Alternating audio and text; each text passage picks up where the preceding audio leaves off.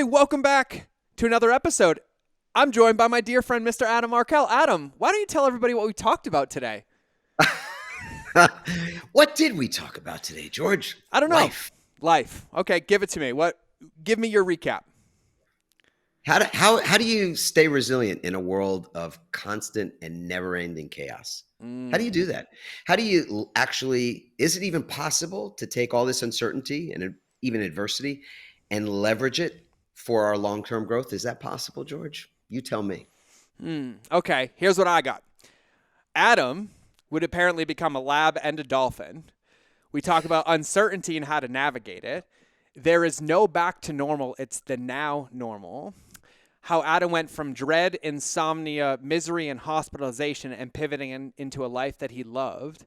How Jerry Maguire at 2 a.m. hit the reset button on happiness. Do you have a code of conduct to begin and live your day? Resilience is about recovery, not endurance.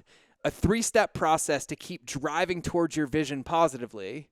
You're not your results. You're feeling the resonance of the results of your actions. The only freedom you have is the choice to think how you think. It's easier to avoid exhaustion in the first place than to recover from it later.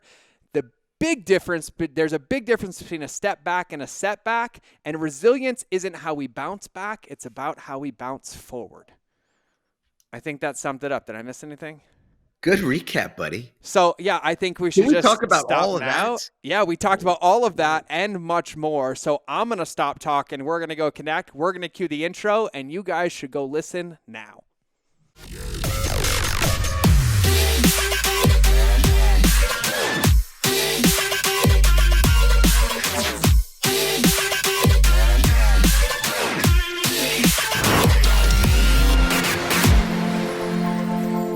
All right, everybody, welcome back to another episode of the Mind of George show. I just turned up the volume a little bit because I have the man, the myth, the original bald legend that I just try to copy. He puts the heart inside of humans. He's a model example of humanity, compassion, empathy, expertise, entrepreneurship, being a dad, a husband, and loving every single human on the planet while also empowering them to step into their power, whether it's in speaking, entrepreneurship, living in their power, doing the work that nobody else really loves doing, but this guy can take anybody through it because he's got a heart of gold, a lifetime of experience, and I would consider him a walking compassion muscle. So without further ado, I'd like to welcome to the show my dear friend, and boy, I'm sure you're going to get into some stories, Adam Markel. Welcome to the show, my friend.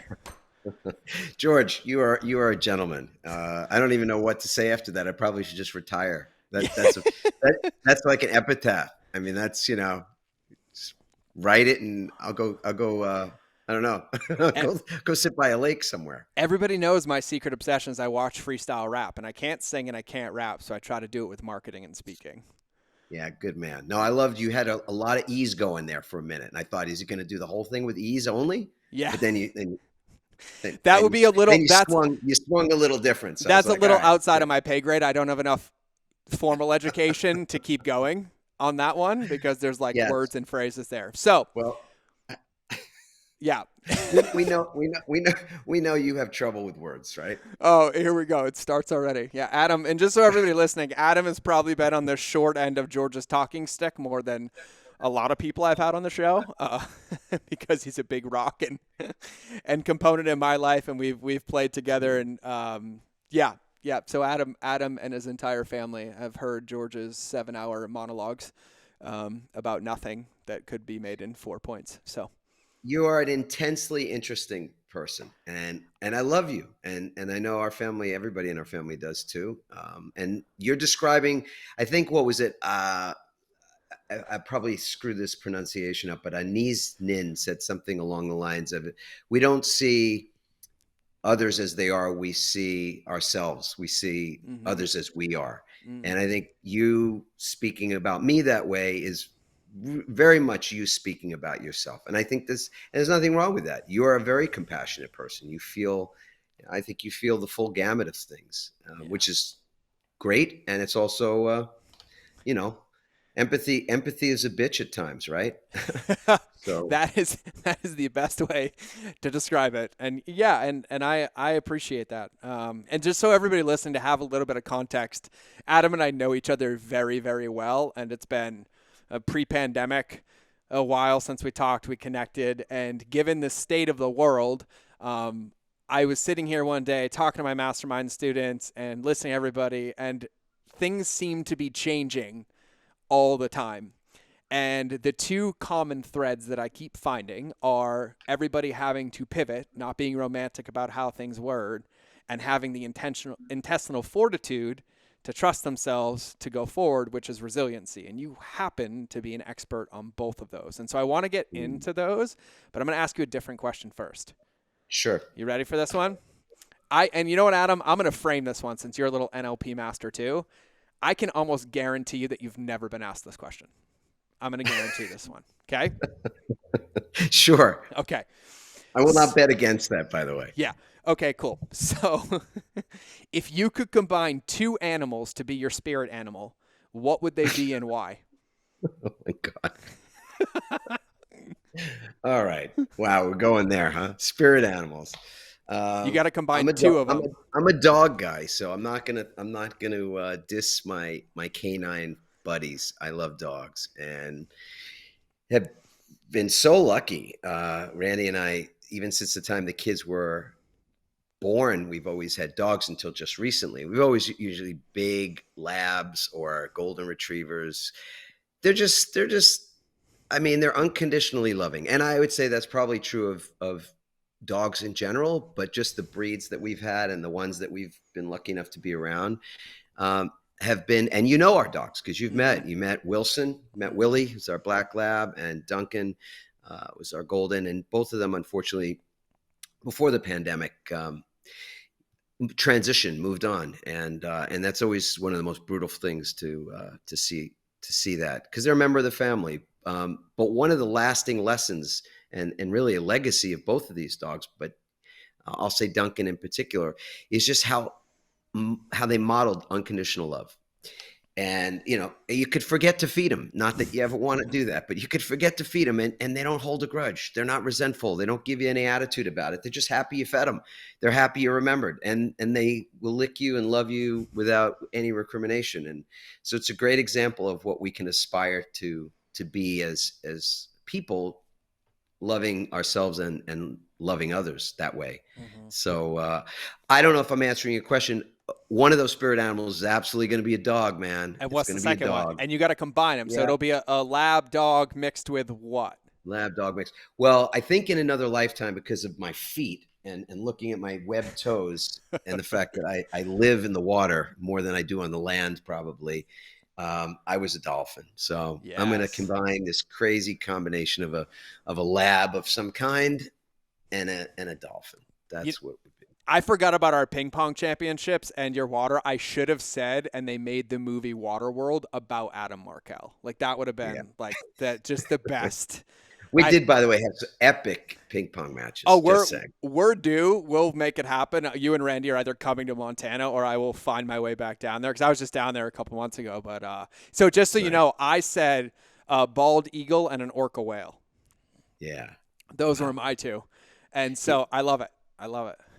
The eagle was in my head. It was in my head. And you know what? It just had to check in and go, I got to be, there's got to be a water element. So the orca is cool, man. I love the orcas. That's awesome. I love they are the alpha of alphas, man. So it fits that you would pick that particular animal. Well, I that's the recycled podcast question. I had somebody you and I both have been interviewed thousands of times, right? And I've never been at a loss for words. And this question came and I looked at the screen and I was like, I need a minute. I just need a minute. And I was like, and I even said, I was like, by the way, I think this is the first time in my entire life I've been speechless. Like outside of the birth of my kids, marrying my wife, you nailed it. But it was such a positive pattern interrupt that it got me to immediately think so much deeper. And I absolutely loved it. And I literally had to go back and listen to what I said. And I was like, That seemed like something I said when I finished ayahuasca. Like, whoa, okay, cool. Like, there's some depth in there. I should probably practice a little bit. So I love it. I love it. It's a great question. It is. It's a. I do one of two ways. What's the biggest mistake you've ever made in business and lesson you've learned? And I was like, but you're Mm. the master of pivots, right? We'll get into that That's been later. asked. That's been asked 1,000 times, Yeah, it more than depends. It 1,000. depends. I use that one for everybody that has the rehearsed like scripts. You know, like, hey, I have a book coming out, right? Oh, I see. I have a So it's book the coming out. seed, Like, this is what I can do, and this is what I'm going to talk about. And they're like, what are we going to talk about? I'm right? like, we'll talk about your book, and boom. And I was like, cool. I'm glad your book's done, but what's the biggest fuck up you've ever had? And they're Right. like, I'm like, no, we can't talk about your book until you tell me I want the tea. Like, give me all of the laundry. Right. So it's a good one. But I do have to give a little bit of context here. So I know your history really, really well. And for everybody listening, I don't want to, I would do it injustice. But can you give me like a story arc? Because, you know, you went from being a fish in the water, you know, Mm. swimming, growing up near I did, right? I just came behind you to now like literally speaking on stages all over the world. You are the master of pivoting. And I still, Adam, to this day, couldn't describe you in a sentence, minus then you help like people unlock their gifts, but you have such a repertoire of experience through training and teaching. Can you give everybody kind of like your background in whatever version you want on how you got here? Yeah. No. Thank you for asking me that, George. I don't. I never mind answering this question, and it's the question is just which sort of trajectory do I want to create for it. So, I think given what's going on in the world right now, which is that for the most part, people are dealing with uncertainty, unprecedented uncertainty, and a lot of a lot of anxiety and other emotions, and kind of a mixed bag of emotions right now. That is just so different, I think, um, than the way we have experienced life as normal. There's no going back to normal. There is no normal anyway, but there's no back to normal. If anything, it's the now normal, and this is new, and this is now, and there'll be a next normal tomorrow or next week or whatever it is. So yeah, the book Pivot is the title of or the term pivot is the title of a book I wrote back in 2016 about my pivot out of being an attorney.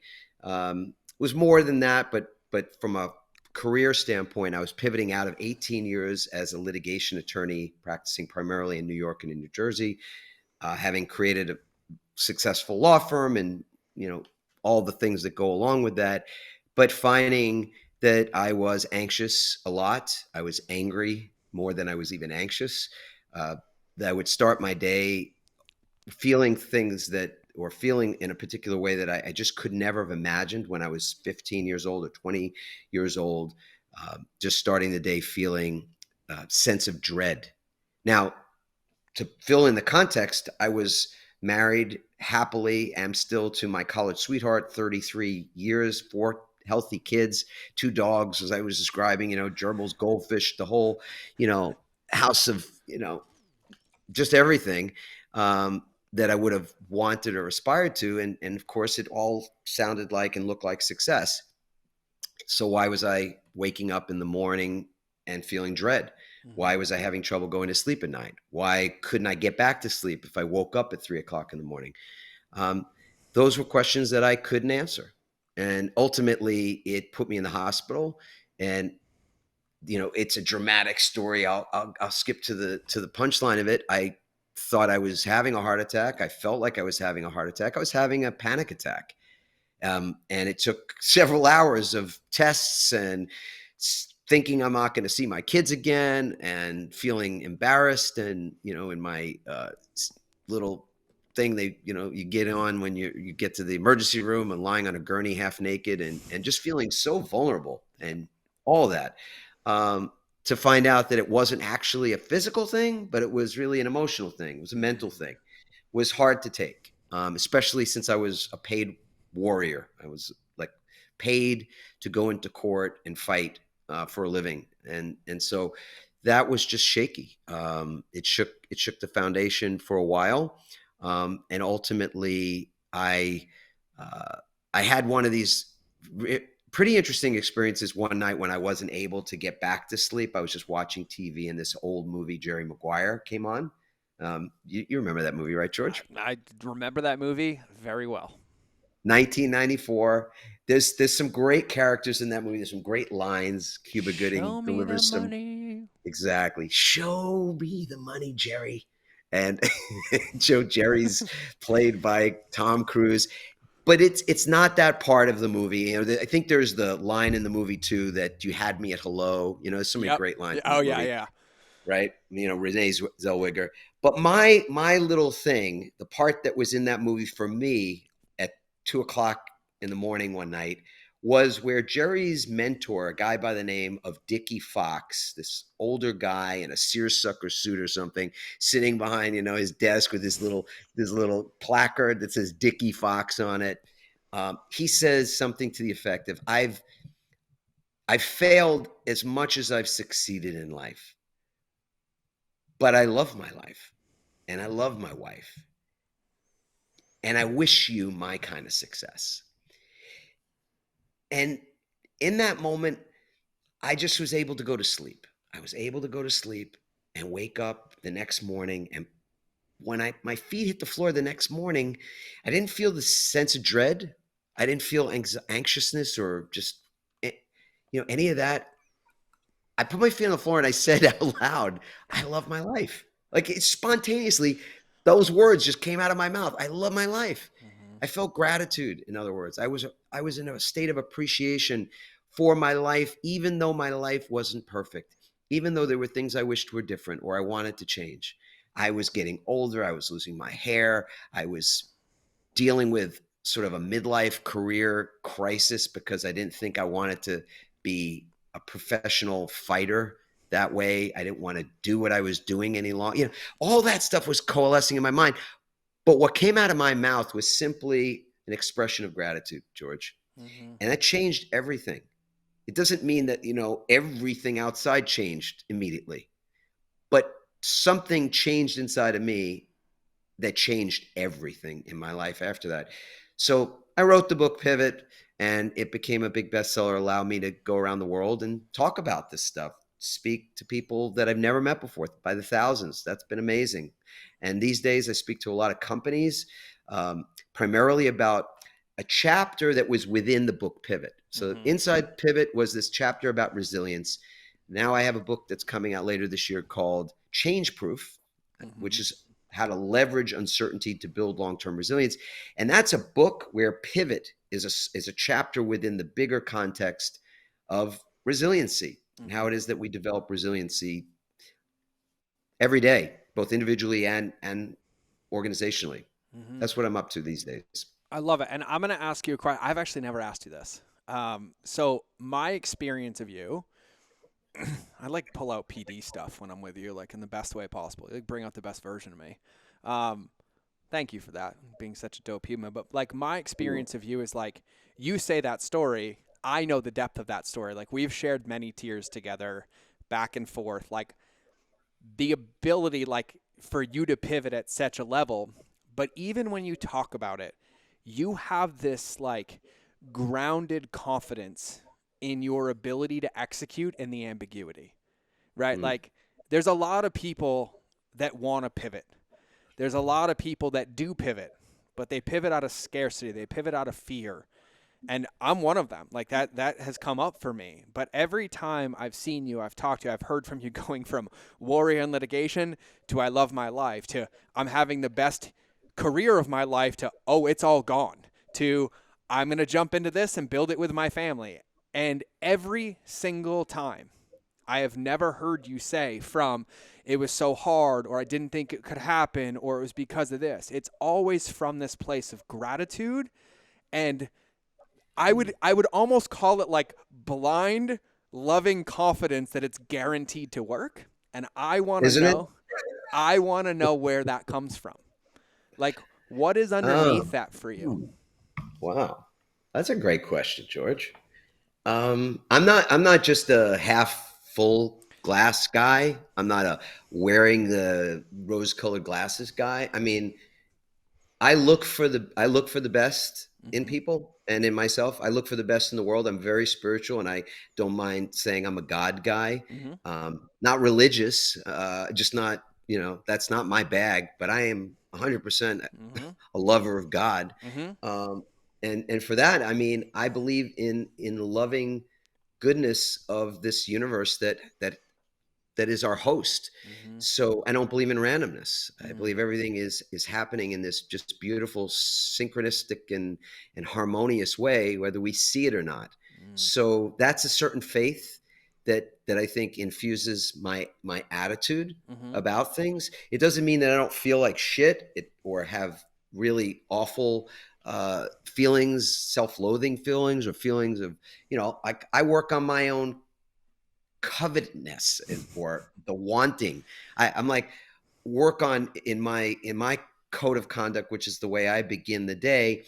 Um, Part of what I want to be present to is wanting less.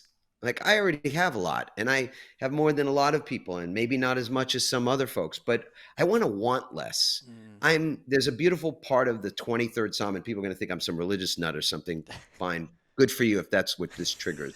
Um, I am not, but I do love what comes out of some of the great texts that have been written that have survived the test of time, including the Bible, first, old and new. And so there's this thing called the 23rd Psalm, which is the Lord is my shepherd, I shall not want. And often that's recited at a funeral. In fact, I recited it at my father-in-law's funeral. And I imagine that it won't be the last time I recite it. But I don't recite it just at funerals.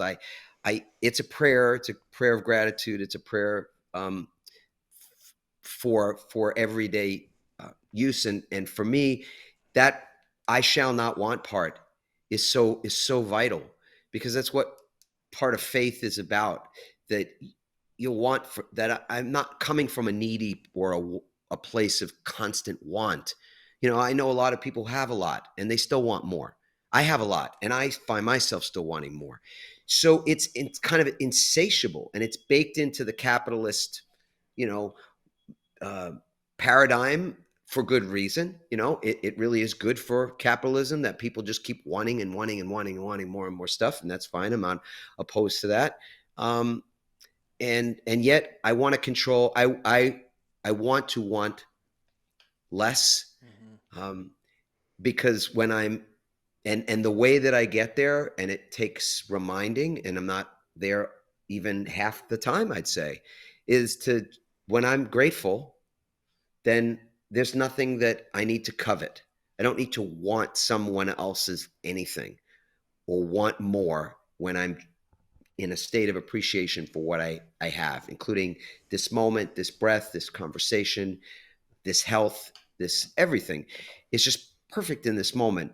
And I do believe that the next moment is going to take care of itself, George, if I can just get my thoughts right Mm-hmm. now. There's no guarantee, obviously, but that's the theory. So would it be fair to say that, like, with your code of conduct, like the foundation of it is gratitude? Well, so the code of conduct is just some statements that I say in the morning, and they have the same construction. And it's interesting because this is one of the things that, even in a corporate setting, which is typically where I'm sharing content these days, and I will share this code of conduct as a part of how it is that you create rituals for resilience, Mm-hmm. because resilience is all about recovery. It's not about endurance. It's about these creating recovery zones. So my first recovery zone of the day is this 10 minutes I sit quietly by myself in the bathroom, by the way, just the quietest place in anybody's house, the most private place. I go there and I sit for 10 minutes to consider how it is that I want to experience myself being today. And so it's I experience blank today. That's the construction. And the blank is how it is that, if I had my choice, my magic wand, this is what I would experience throughout the day. And the first one is always gratitude, George. Mm-hmm. It's not the last one, and it's not the only one. But if that's the only thing that I can possibly get right today, is to just live in an experience of gratitude, there isn't too much wrong that's going to happen. Or even if things go sideways, I'm still going to be able to find something to appreciate in the experience. Hmm. Yeah, so it's almost like the foundation, it sets the frame, and it's also a ripcord if needed during the day to come back. And Heck yeah. we have some bald stuff in common. Yeah, I require like my mastermind students to have a stillness practice every morning before the Mm, world wakes up. And so I do an hour, but I call it I practice boredom because it's a muscle I struggled to flex most of my life, which was being in a relationship with myself. mm, And so I flex it. Like that's my morning gym time. That's my morning sit, but I can't be active. I have to just sit. And so like I live on a lake, I'll sit. There's deer in my backyard or whatever. It took me 7 months to be able to do an hour.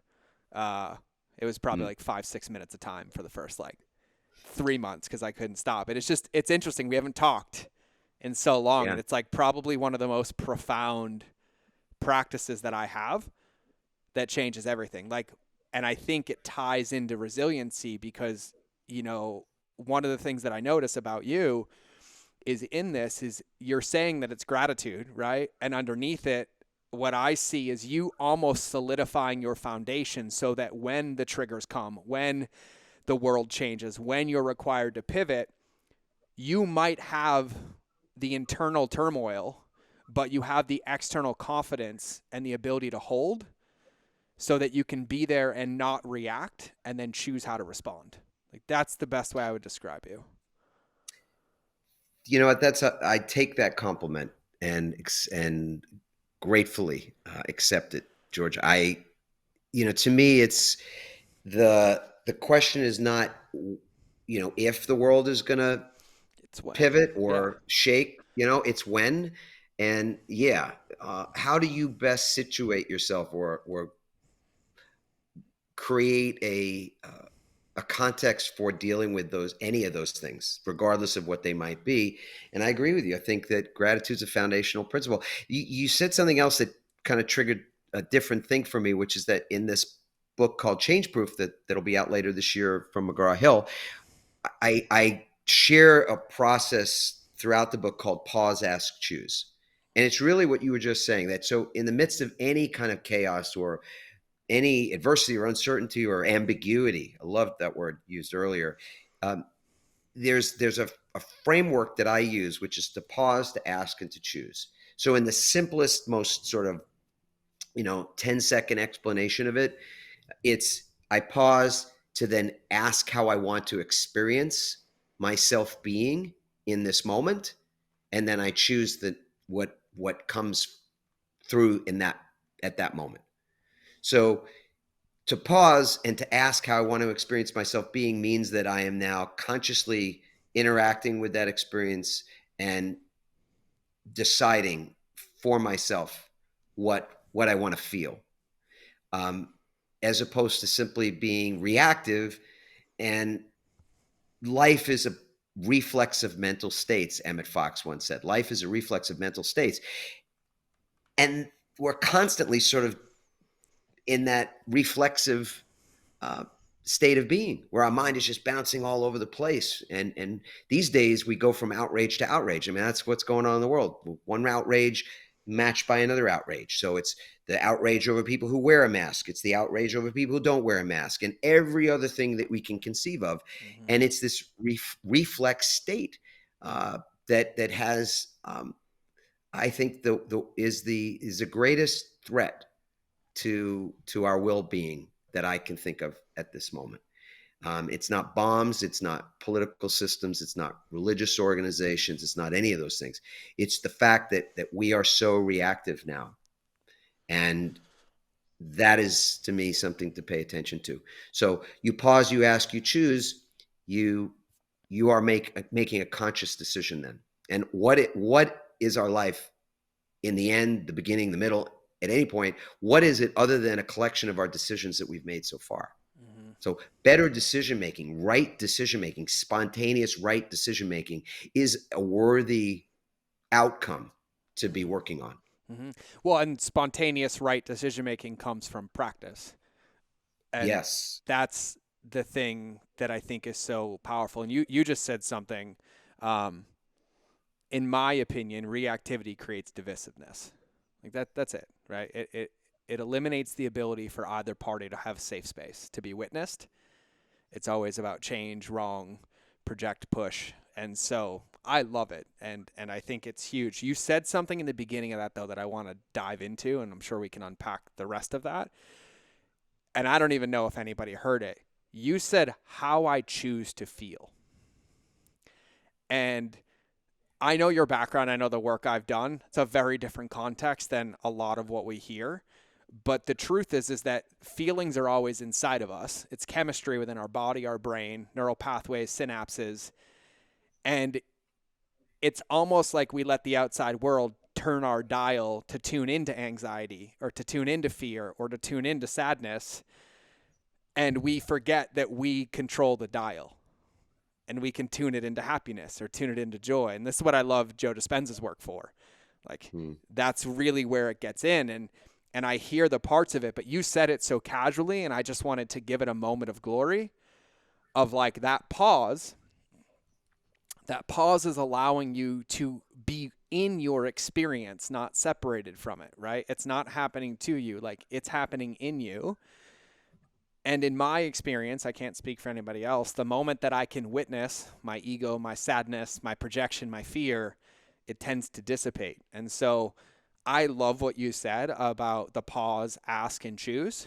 I've just noticed my pause periods sometimes last for a couple days, but I learned how to be with it. But I just wanted to give that a moment because it was so subtle for you, but it's such a profound concept of like in that pause and practicing conscious, fast pivoting decision making is practicing it. So in that moment, we know where we are and we can figure out in that asking question and then choosing where to turn that dial. I just think it's a really, really simple and profound process, and you are the master of those things. And so I just wanted to give that its due glory because I feel like that's a massively powerful tool for people.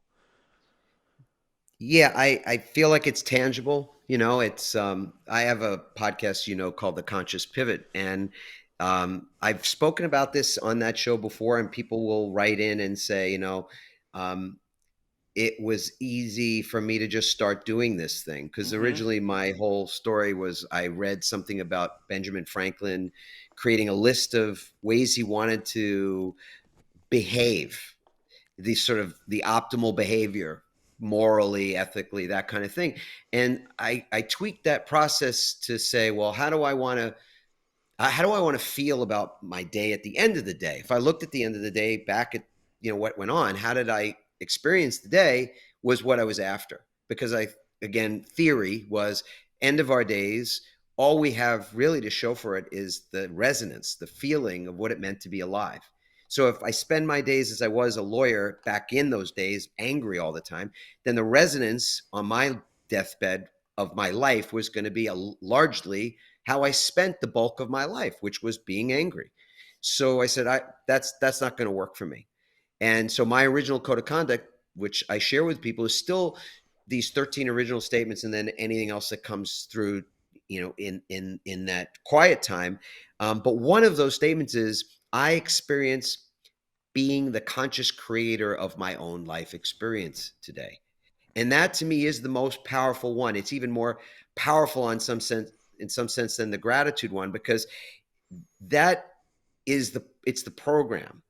It's the actual program that runs everything else. Being the conscious creator of your life experience, as opposed to being experiencing life by default, experiencing life in reaction to externalities, existential threats, other people's desires, their wants, their their thoughts. That is not, to me, the way we would choose to live our lives if we have a choice. And truly, it is our greatest freedom. It's our only true freedom. I don't think we have any other freedom. You might think because you have land and money and guns and any other thing that you can think of to surround yourself with, that you have freedom or you have security or certainty. And I'll call BS on that any day of the week. The only freedom that I'm aware of that I have, regardless of my money, my position, my land, my toys. The only thing I've got is the choice to think how I think. The choice to experience my life through the lens of my own thinking is the only freedom that I am aware of for myself. Maybe you have a different one. I'm open to hearing about that. So I think that when you said earlier about it takes practice, Mm-hmm. yeah, it's a daily vigilance to get to a place where you don't you're not free of problems, or you're not free of negative feelings or thoughts or emotions. But the truth of the matter is, you have a way of dealing with them more consciously, and therefore they impact you just a little differently. And So yeah, you get shaken, but you don't get, I don't know, I'm so glad you knocked down for I'm so good. glad you said that though, because what I was about to ask is that like the practice piece of all of it, like I think the most important part is like you still feel turmoil on the inside. There's still self-loathing. There's still judgment. There's still like what? Like for me, like the imposter syndrome gets so real, and I'm like, how can I create that result for them over there, and then to walk out of the office and feel like a 4-year-old crying in the corner, like what am I doing?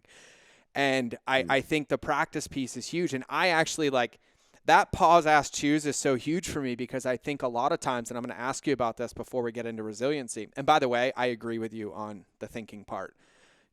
But I build my external environment for my family to feel safe so I can choose to think how I think. Um, is I'm just I messing know with you you, are. I know George. you are. I know you are. And by the way, for everybody listening, what Adam just talked about, I re-listened to A Man's Search for Meaning and Viktor Viktor Frankl's Frankl. books. Yeah. Quite often, they tend to be my long hikes books because it really helps me put into perspective like how I'm choosing to think in my world of 72-degree comfort every single day. And yet that man as a psychologist found the ability to create that from a place of being in a concentration camp. So I feel like that should be required humanity reading. But if you have not read that by Viktor Frankl, I highly recommend it. It's taken me maybe 20 times to even understand it at the level that is there, and I don't feel like I can ever fully empathize or embody because I'm not in, and I will probably never be in that situation. But it's impeccable. One of the things that I really appreciate that you keep talking about is, and it's mixed in with the pivot, right? But I think a lot of times, and even when I met you, like I was overweight, I was heavy again, like there's a lot of stuff going on. Like I was physically showing a lot of that internal emotion and pain and trauma. And, you got to meet me in the midst of a giant transition healing period. But for me, I always knew I wanted to be different, right? Like my heart was like, my heart hurts, but I want to give love, right? Like I'm unhappy, but I want to be happy. Like I'm depressed, but I want to give happiness. And there was always this point where there was like this line of demarcation and I could never figure out how to step.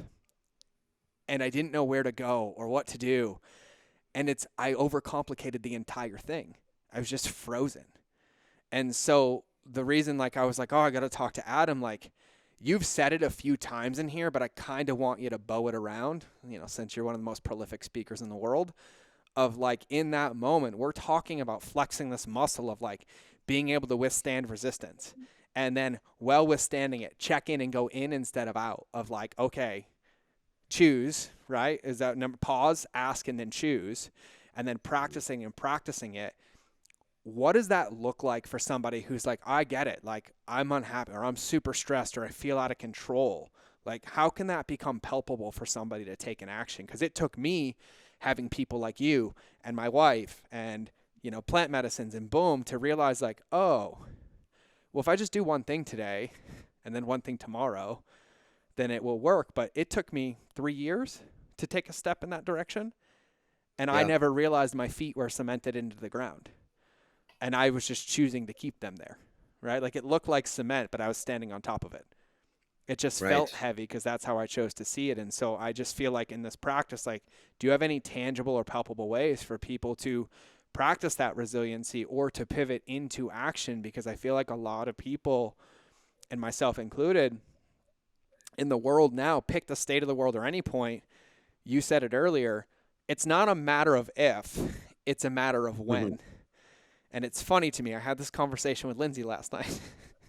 And I was like, we talked about this happening 6 weeks ago, and yet it happened today, and we both went off kilt. Like we both went full tilt, and we knew it was coming, and it took one of us to be like, "Hey, you remember?" And I was like, "Oh yeah, we knew we were going to get punched in the face." Okay, got it. But I would just love to know your thoughts around that or anything palpable, because I'm still, learning that, and I feel like you help people pivot and do all of it to like what would be an action that people could take in that direction, right? Because even for me, I love it, right? Pause.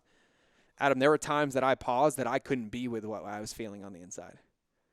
Like it made me want to like run away or put a hole in the wall or confront some demons that I wasn't ready to confront, like death from war and, trauma and some things like that. So I would just kind of love to hear your thoughts on that.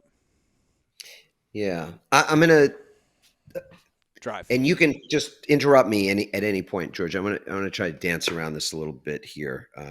Go from like a bee pollinating some flowers. So, to me, when you think about resilience or resiliency, one of the most important things for leaders to understand, and that's leader of a family, leader of an organization. We're all leaders. It's easier to avoid exhaustion in the first place than to recover from it later. It's easier to avoid burnout in the first place than to recover from it later. So that doesn't help you in the moment if you're exhausted or burned out. Okay, I got that, right? So, but it is a lesson for the future when you are no longer exhausted or burned out to remember that, because you ended up exhausted or burned out because of a pattern, a default way of showing up. And so people end up in that ditch repeatedly. Maybe it's 3 years in between trips to the ditch. Maybe it's every other month or every other week, but it's habitual. So when I talked about putting my feet on the floor and feeling dread, there were days when I didn't feel dread, but the majority of the times that I was at my lowest point were those moments when I was starting the day feeling like I wanted to crawl back in bed. And there's just nothing more debilitating than it's a sign of depression, Mm-hmm. that you just don't want to even face the world, don't want to get out in the world. So um, at that moment, I was already beat. I was already, in a state where I couldn't have avoided it. It was already had already landed on me.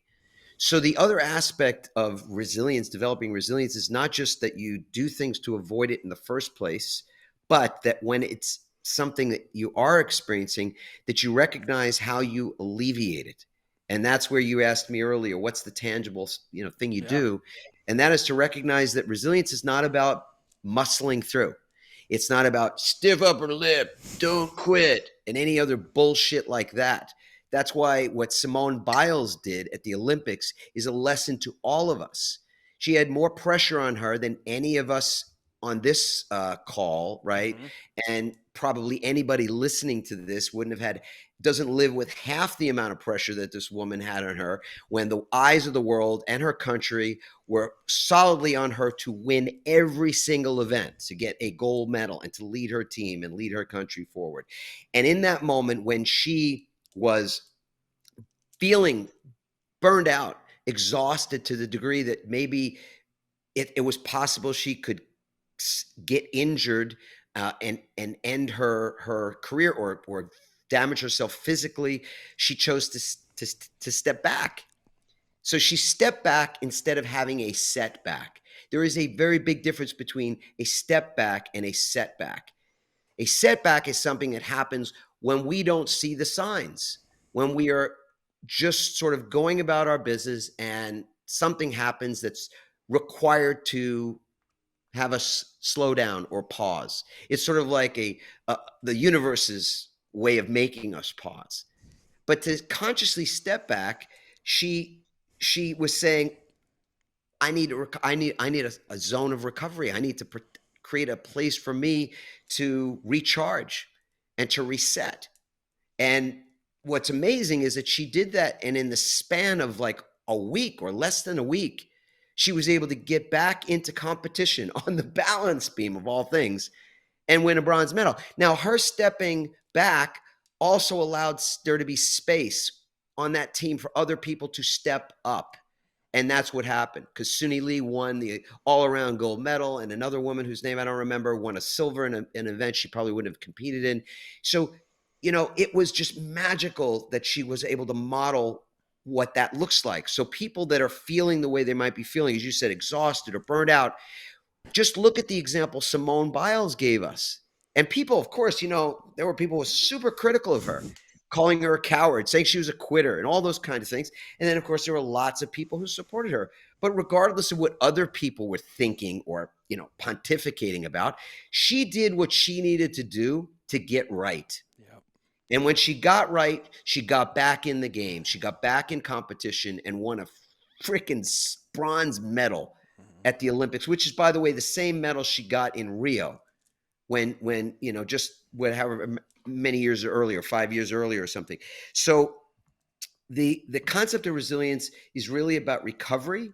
It's not about endurance. It's not about muscling through. So if you hear one thing, know this: wherever you are at the moment, wherever I am at the moment, our ability to perform at our highest level, at our Olympic level, not just for one moment, one meet, one event, but over and over again for the long term, is dependent on our ability to create zones of recovery for ourselves each and every day. That's what I know. Like, I know my own name is Adam. I learned that lesson when I was just 19 years old as a lifeguard at Jones Beach. I tell this story as like the opening of my keynote is always this story where, in fact, I think I have my whistle right here. This old lifeguard whistle, this Jones Beach lifeguard whistle. And in this story, it doesn't end well. I'm not going to tell the story now. It doesn't have a happy ending. But what we have to do as a lifeguard crew is come together, like any team comes together, to learn something from that experience and be able to go forward. I often will say that resilience is not about how we bounce back. It's how we bounce forward. And the bouncing forward part requires that we learn from that experience, that we can have that recovery or create that recovery so that we are stronger to deal with the next phase of whatever it is, whether it's the next phase of this pandemic, it's Delta variant, it's this variant, it's that variant. I don't care what variant is. There'll be some other thing that we're going to deal with. Life is changing so rapidly. So why think that like, this is not a race we want to end? I think so many people want this thing to just be over. Let it be over already. Well, what do you mean let it be over? It'll be something else. This is not about waiting for it to be over so we can get back to something. It's about what we create now in this moment that enables us to become change proof, which is like agnostic to change. Doesn't matter what the change is. We're solid. Like you said earlier, you paid me a massive compliment, that to be solid in the midst of it, to be the eye of the storm, means we're not trying to avoid a storm. That's silly. Mm-hmm. There's no doing that. But in hopefully I'm answering your question, George. You did. You can simply, I'll do this. So pause as choose. Pausing is like, another way to look at this is it's a reset. Mm-hmm. So you pause to reset, the way Simone Biles took a step back to reset. The asking is really about reframing, the art of reframing. So you look at the situation and see, a la Viktor Frankl, Man's Search for Meaning, what meaning is there that I can get out of this? What can I learn from this? What meaning can I mine out of what is very difficult, some difficult circumstance? And the choosing is to choose to ritualize those recovery zones. So to me, my entire day, from waking until sleeping, are a series of rituals that allow me to recover. And by the way, recovery isn't like a pina colada on the beach for 7 days. That's fine. I'm cool with that recovery. But recovery can be 5 minutes.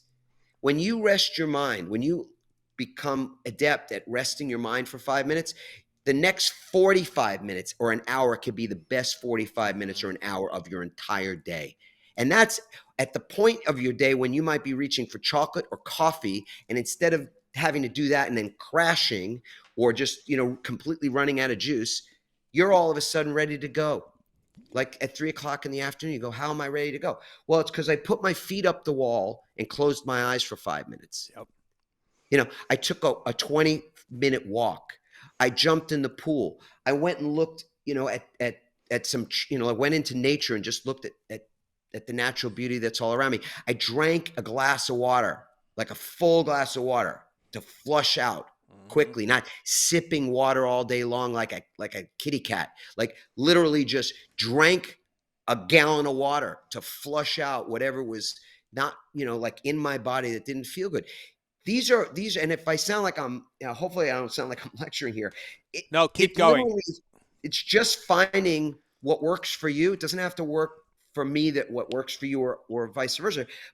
But if you are constantly looking to ritualize these opportunities to recover, you will find that your performance is going to increase and your capacity to go longer distances at higher levels of performance will also show up. And I'm jazzed about that, because we have so many things in this world that need our attention, that crave our attention. And we have to have the energy to show up to do that. We can't count on 18-year-olds to do it. Those 18-year-olds will be 28-year-olds before long. Yep. And they'll be 38-year-olds before very long after that. But where we are as adults right now, it's our job to raise our energy to be able to deal with those things and pass the baton to those younger people, because they'll do their job when it's their turn. It's just not their turn right this minute. Yeah, yes, keep going. I'm going to summarize this. It's really funny when we have years apart how correlated we are. You have protected rituals. I call them containers. But what you did say, and I wanted to call this out, so two big parts that really resonated with me for those listening is, and I'm going to give you credit again, underneath what you said is there's no passive day. Like there's no, the day is happening. It's like I'm being intentional. Like what I hear is that every single thing that you do has a level of intentionality in what you're doing. And so it's not, I have a morning routine and I'm intentional about it. It's every single thing in my day I'm intentional about accomplishing. And if at any moment I lose the ability to maintain the integrity of that ritual, I have the foresight to pause, ask what's going on, and choose something different. And in the examples you gave, you have a toolbox of ways to practice your resiliency, to recover in a 1 to 5 to 15 to 20 minute pocket, to reintegrity or reintegrous or rebuild the integrity of those rituals. And water, breath, cold therapy, surfing, movement, walking, like breathing, jumping jacks, push-ups, like playing with your kids, laughing outside, like ping pong. And Adam and I had some really competitive ping pong matches. He brought the old George, the Afghanistan George, back out. But the part, Adam, the deeper part of that is that with your rituals, and I know I just kind of summarized your whole thing, but that's how my brain worked, was in the model of, in the rituals, the one part that I think is so important is that every part of your day is intentionally done in pursuit of whatever that thing is, right? Whatever that thing is for you. When it falls out, you pause, you ask, you choose, you pick a tool to recover and practice your resiliency, but the distinction is all of your tools are internal. None of them are external. And so I'm going to say it's not go watch Netflix. It's not go get programmed. Like you talked earlier about the supercomputer, right? I blank the program that runs my brain. And I had Jim on the show and we talked about this, and I stopped listening to music with lyrics 3 years ago because I was letting everybody else program how I thought and felt. And so the one thing that I will say for me is everybody is that you can't use the tool or the recovery pocket to let something from the outside world in to quote unquote recover. You have to come from within and choose what fills it. It's not, and I would challenge, it's not probably music unless you're playing the guitar and creating like Adam would do. It has to be something from creation into choosing it something different, right? Filling your own bucket with breath, or creating something, or expressing something, so that there's a physical release or a movement through in that recovery period for resiliency. And so I just wanted to summarize that for me, because that was super powerful. And so I don't know if that makes sense. It makes total sense, George. I mean, I love to read, so I'm reading someone else's work. I'm writing books, but I'm also reading other people's things. So I would just say it's not, you think about resilience. People tend to sometimes describe it as like this ability to bounce back from a setbacks thing, and it's like one big elephant. And I think it's not in a big blob or a big amorphous thing. It's actually smaller things, and usually those smaller things fit into the realm of the mental, the Mm-hmm. emotional, the physical, the spiritual. So the MEPS, Mm-hmm. we refer to it as that, and that makes it holistic. So if I'm thinking how somebody might be listening to this right now, and what they can do with it, it's that you want to create rituals for recovery. So recovery zones throughout your day. As you said, it could be 1 minute to an hour long. There's no magic number about it. It's not 32 minutes is the optimal, whatever. So some of those rituals should be designed for your mind to Mm-hmm. relax or quiet, or give your mind rest. Some of them will be for emotional release, things that we just need to get rid of, let go of, forgive, whatever it might be. There are things to do with your physical recovery that's important: drinking healthy things, eating healthy things, exercising your body, all of that. Yep. And then there's spiritual resilience as well, Yep. which is not just spirituality or things to do with that, but it's also how it is that you feel most in alignment. Mm-hmm. Alignment with your core values, and what does that look like? So some people say, they want to spend time with their family. That's so important to them, but yet they're working all the time. They don't see their family. Well, that's a disconnect, spiritual disconnect. So how do what do you do to restore that, to create recovery zone there, is to schedule time to do the things that you say are important to you, whatever those things might be, that you actually schedule them. So I think it's holistic, and I agree with you, George. A lot of it is not trying to seek the answer from the outside, but being willing to create the answer from within, for sure. That was a lot in that just last part. And I got to say it, like, I'm looking at a 7-foot lighthouse, like, in front of me. And, that's my whole branding. And it's like, even hearing this is so reaffirming. Your new book coming out, talking about resiliency, choosing it, all of it. Like, it was after an ayahuasca experience. I was asked by Brad. He's like, "What's the meaning of your life? What's your purpose? What's your mission statement? What's your, boom?" And I didn't have one, and I ended up writing one, and this is where the whole business was born. It was my purpose is to stand with structure in the face of resistance to create possibility. And I've had it since that day. It's written in every notebook. It's everything, and that bred into the lighthouse. And, like, literally listening to this whole conversation, it's extremely, like, validating. I'm about to cry. Hmm. But it's so powerful, because a lot of the life I lived, I had resiliency misdefined as suffering, the ability to suffer, Yeah. right? The ability to endure, instead of the ability to recover and choose something different. Hmm. And so that reactivity for me for years created so much divisiveness within myself that it never allowed me to connect and have people feel my heart and feel what I wanted. And so hearing this, and it's kind of like full circle for me, it's just really powerful to hear you break it down. And for anybody listening,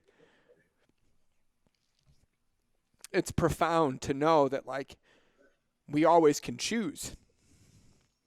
And, like, whatever situation it is, it's in that moment. But in the grand scheme, when you zoom out, you can make a different choice, and you don't have to suffer. And it doesn't have to be hard. And it's not your ability to endure. And it's okay to recover and fill your tank and express and to feel and to be okay feeling. And then just take a different step forward from that toolbox. And so, just extremely validating. So thank you. Hmm.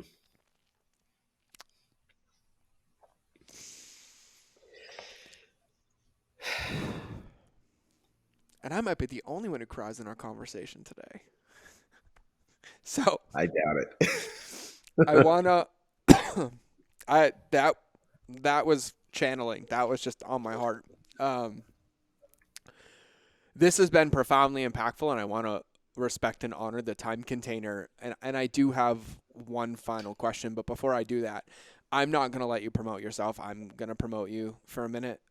So for everybody listening to this, Adam's a gift in my life. We got really close, and then I got really far, and then now we're in a good place because I'm healthy and not codependent anymore. But it's great. It's all working. It all worked out well. Great chapter in the book. Um, Adam is probably one of the most humble, powerful, loving, compassionate people I know, and he will never toot his own horn. All you need is to use the power of Google to figure out who Adam is. But here's what I would recommend. Anybody listening to this, I will say this very boldly. I think it would be a dramatic mistake to not find your way into Adam's world in whatever capacity that is. I've read Pivot. I've consumed his work. I've helped him in the business. I've been on his podcast. I know him. I know his entire family.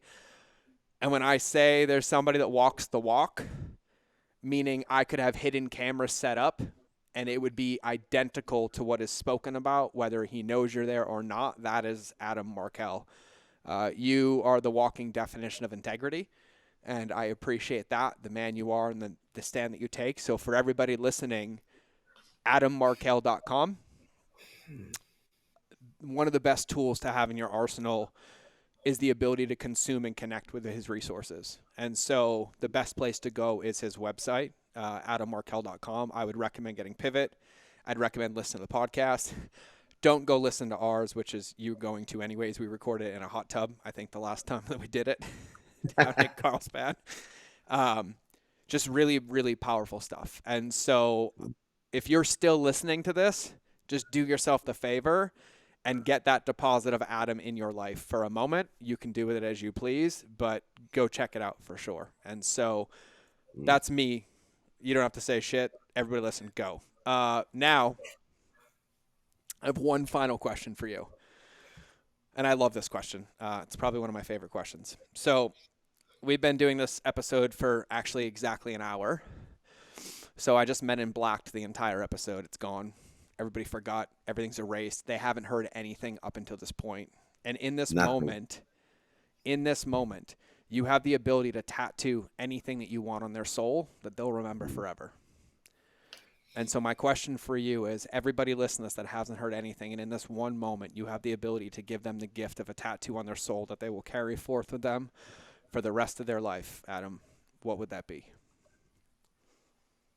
That's easy, George, for me anyway.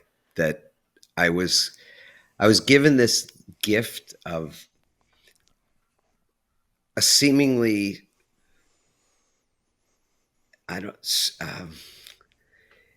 it's like a trite statement on some level. It's a Hollywood line. It's a movie from a Hollywood movie, and it impacted me so profoundly. It was such a visceral change in my being when I started to play with these words for myself.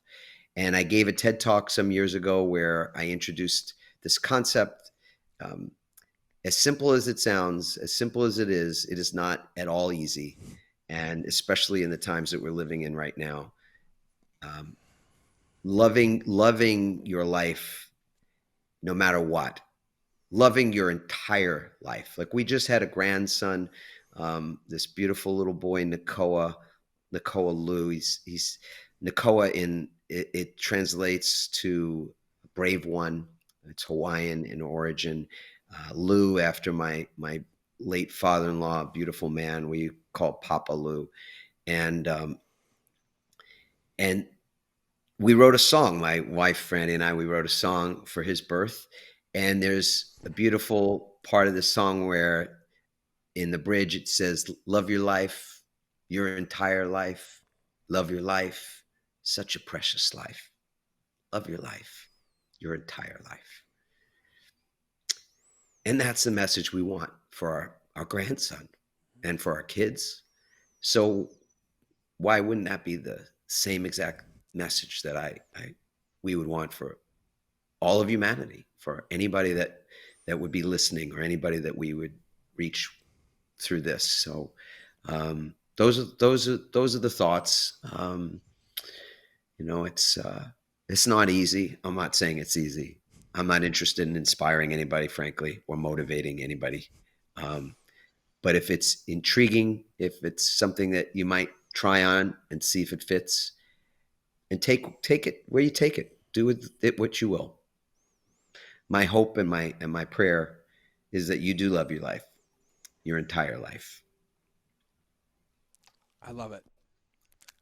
I'm not going to dilute that at all. So for everybody listening, thank you for joining Adam and I, the Bald Brothers, black T-shirts, doing the game. This has been another episode of the Mind of George Show. I'm going to say the same thing I always say. I will either see you in the next episode or you will hear me in your earballs. But either way, go give this one a second listen. Go check out adammarkel.com. And right now, it's time to cue that beautiful outro.